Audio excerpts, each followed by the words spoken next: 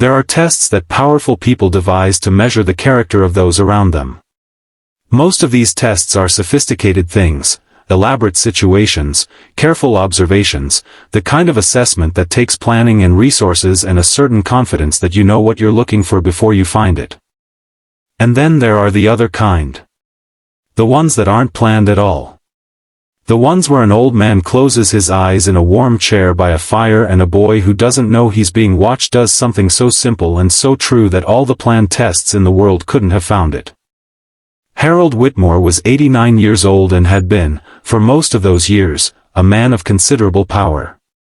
He had built his fortune across 6 decades through the particular combination of vision and stubbornness that business historians tend to call foresight when it works and recklessness when it doesn't, and in Harold's case it had worked often enough and dramatically enough that the histories use the first word.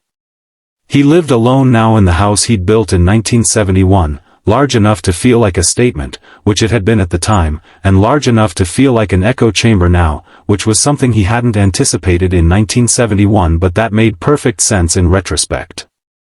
He had a housekeeper, Margaret, who came 3 mornings a week. He had a driver named Paul who took him to his monthly medical appointments and occasional lunches with the 2 or 3 friends his age who were still alive and still interested in lunch. He had a lawyer who called on Tuesdays and a financial manager who sent reports he read thoroughly and responded to minimally, because at 89 Harold's interest in growing the money was considerably less than his interest in ensuring it went somewhere useful when he was gone, which was a matter he thought about with the practical clarity of someone who had been thinking about it for a long time. What Harold Whitmore did not have, in the large house with the good library and the fire he kept burning from October through March, was company that arrived without agenda. This was the thing he had not anticipated either, back in 1971. How much the agenda-free company would come to matter. How its absence would become, in the end, the most significant absence of all. The boy came into his life the way unexpected things usually come, through a side door, almost accidentally, in a form nobody would have predicted. His name was Cody Parrish. He was 8 years old and he lived 3 streets over with his grandmother, Ruth, who was 67 and doing her level best with a situation that had arrived without warning when Cody's parents had left, separately, for separate reasons, within 6 months of each other, and left their son in the care of the only person who had never considered not showing up. Ruth did not have money. She had a small house and a garden she was proud of and a pension that covered the necessities if the necessities were carefully defined, and she had Cody, whom she loved with the particular ferocity of someone who has learned that love is not a feeling you wait for but a decision you make every morning when you get up. Cody was not a difficult child. He was a quiet child, which is a different thing, and sometimes got mistaken for the first thing by people who didn't look carefully. He was the kind of boy who noticed things, the way light moved across a floor, the way old houses had their own sounds that weren't the same as the sounds of new houses, the way grown-ups sometimes looked when they thought nobody was watching them. He had discovered Harold's house in September, through the gap in the back hedge that Harold's gardener had been meaning to fix for 2 years and hadn't. Cody had found the gap while following a cat that was nobody's cat in particular but that he had been feeding pieces of his afternoon crackers for several weeks. The cat had gone through the gap. Cody had followed the cat. What he found on the other side was a garden that had been formal once and had grown gradually more personal as the person responsible for it aged, some things very well kept, others allowed to go their own way, the whole of it with the quality of a place that has been lived alongside rather than managed. He'd stood in it for a moment, looking at the house, which was large in the way of houses built by people who expected to fill them with family and had not fully anticipated how that expectation might resolve. He went back through the hedge. But he came back the next day, and the day after that, until one afternoon in October he was sitting on an overturned flower pot in the back garden when the rear door of the house opened and Harold Whitmore came out to stand on the terrace and look at the sky with the expression of a man who does this every day at this time and does not expect to find anyone in his garden. They looked at each other. "Who are you?" Harold said. He was not unkind about it. Just direct, in the way of very old men who have given up on indirectness because life has gotten too short for it. "Cody," the boy said. "I came through the hedge. I was following a cat." Harold looked around the garden. There was no cat visible. It left, Cody explained. Harold regarded the boy for another moment. Are you hungry? He said. A little, Cody said. Come inside then, Harold said, and went back through the door.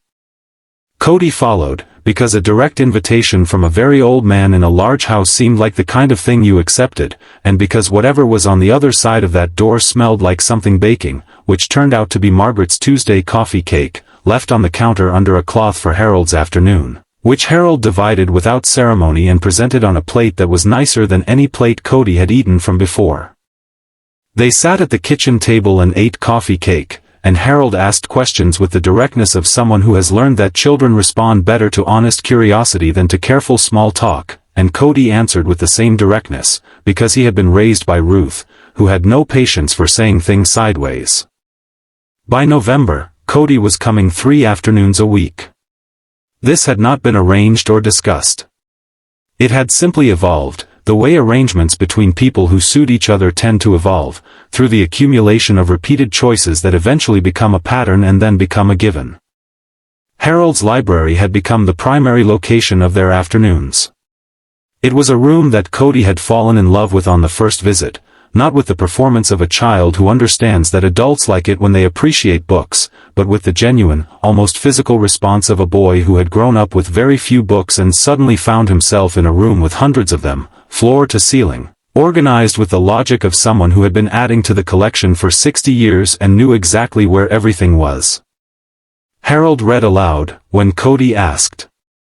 He had a reader's voice, unhurried, attentive to the rhythm of a sentence, the kind of voice that made a child feel that the story was going exactly the speed it was supposed to go. Cody listened with the total attention of a child who is hearing something new and finding that it fits perfectly in a space he hadn't known was empty. In between, they talked. About the books, mostly, and the things the books led to, history, science, the question of whether the universe had an edge, which neither of them knew the answer to and which Harold said was one of the finest open questions remaining and that Cody should keep it somewhere prominent in his mind for the rest of his life. Cody told Harold about Ruth. About his parents, matter-of-factly, the way children state facts they have processed and decided not to be defeated by. Harold listened and did not offer consolation that would have been insufficient, which Cody appreciated without being old enough to name what he appreciated. Harold told Cody about his wife, Eleanor, who had died 11 years ago and who had, Harold said, been smarter than him in every way that mattered, which he had known at the time and had never had to pretend otherwise because Eleanor had been far too direct to permit pretense. Cody liked the sound of Eleanor very much. The day of the test that wasn't a test happened on a Thursday in December, when the snow outside was doing what snow does on serious December days, committing to itself, coming down with the intention of staying. Harold had fallen asleep in his chair by the fire. This happened sometimes in the afternoons, and Cody had learned to simply go on with whatever he was doing, reading, or looking out the window, or moving quietly among the bookshelves with the cataloging attention of someone making an inventory of things worth knowing. But Harold had not fallen asleep. Not entirely.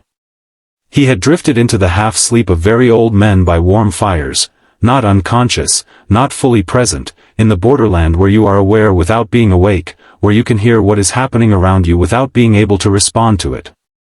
He heard Cody come closer. Heard the small, careful sounds of the boy moving near his chair. Then felt, and this was the thing, this was the part that Harold would carry for the rest of his life, felt the slight tug of weight at his lap, and the gentle movement of something being drawn up over him. He kept his eyes closed. The blanket, his reading blanket, which lived over the arm of the chair and which Harold had not thought about as he drifted off, was being pulled up over his lap, slowly and with great care, the way you cover someone when you're trying not to wake them. Cody tucked it at the edges with the concentrated attention of a child doing something that matters to him, wanting to do it properly. Then the boy was still. Harold waited. He heard Cody settle on the floor nearby, heard the soft sound of the small toy bus the boy sometimes brought, moving quietly across the carpet. Keeping himself occupied. Keeping himself quiet. Not leaving, because Harold was asleep and Cody had apparently decided, without anyone suggesting it, that leaving an old man alone and asleep by a fire on a snowy afternoon was not the right thing to do. Harold Whitmore lay still in his chair with a blanket tucked around him by an 8-year-old boy who had nothing to his name except the instinct to take care of something, and he felt something move through him that he had not felt in a long time. Not sentimentality. Not the soft emotion of a man in decline looking backward.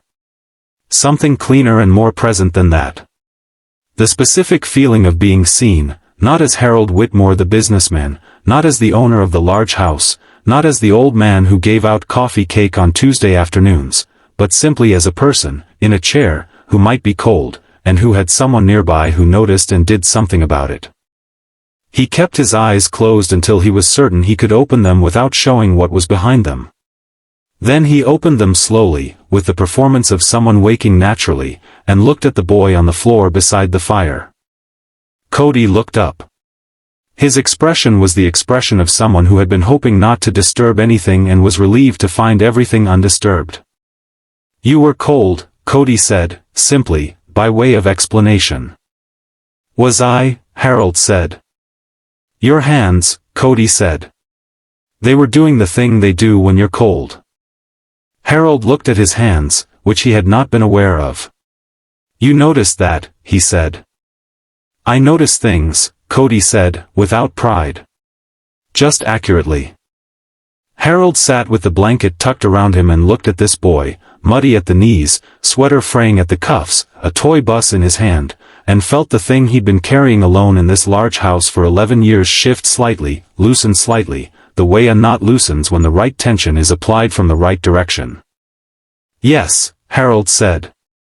"You do." He cried that night. In the privacy of his bedroom, in the dark, with the snow still falling outside the window, Harold Whitmore cried in the way of a man who has not cried in a very long time and finds, when he does, that the capacity for it has not diminished 1 degree. He cried for Eleanor. He cried for the years in this house that had been too quiet. He cried for the particular grace of an 8-year-old boy who had noticed his hands were cold and done the only available thing about it, without asking for acknowledgement and without needing to make it a story. He cried because kindness, when it arrives without agenda, when it comes from someone with nothing to gain and does the small right thing because it is the small right thing, is almost more than a person can hold. Almost. But not quite. In the morning he called his lawyer.